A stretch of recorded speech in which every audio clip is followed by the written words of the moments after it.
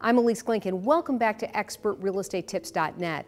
Let's listen in as Sarah talks about some of the things that you need to think about. When I was writing The Not So Big Life, I alluded to in the beginning chapters that we often hear this notion that we must be the change we wish to see in the world, which it was a quote from Mahatma Gandhi.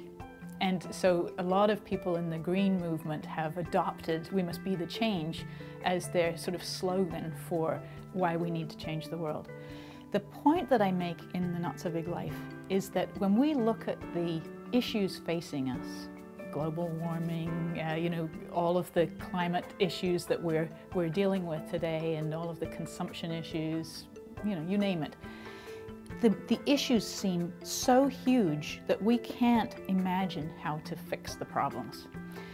There's a secret, and it's embedded in The Not So Big Life. And I've learned how to articulate it more clearly as I've been around the country talking about the book. And that is that as each of us pursues our particular passion, for example, in my writing, The Not So Big House, I didn't have time in my schedule to write. There was no way I could write, even though I had this huge passion for writing. By taking the time, making myself a client, taking Tuesday and Thursday mornings and writing for a couple of hours each day, what happened was a series of books that are helping sustainability to move into our world in a way that I couldn't possibly have imagined, and has also inspired many others to start doing the same thing. The Not So Big Life, at its core, says follow your passion.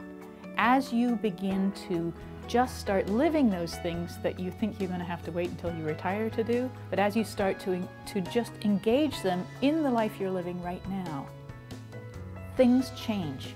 The world changes because we change, and not because we're out there trying to fix something.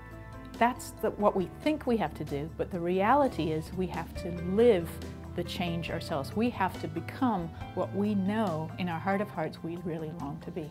And the story behind Gandhi's quote is a wonderful one. He asked a woman who had come to him with her overweight son. The woman had asked Gandhi, would you tell my son, please stop eating sweets and candy because you're getting way overweight. And Gandhi had looked at the woman and said, I want you to go home and come back in a couple weeks. And she looked at him and, okay. Did as he told her, came back 2 weeks later, and then Gandhi looked the little boy straight in the eye and said, son, I want you to stop eating sweets and candy. And the woman looked at Gandhi and she said, why did it take you 2 weeks to ask him that question? And he said, Madam, it's because I myself didn't know if I could stop eating sweets and candy. We must be the change we wish to see in the world. And the point isn't what we think. What he's saying is that I can have no effect on your child unless I am living what you are asking me to say to him. That's how change happens. It's by us embodying what we know. And as we do that, the world changes. And that is true sustainability. So it's all right here. The only thing you're responsible for is you. But as you start to listen to your heart, follow your passions, integrate what you know into your life and start to live it completely, that's how change happens.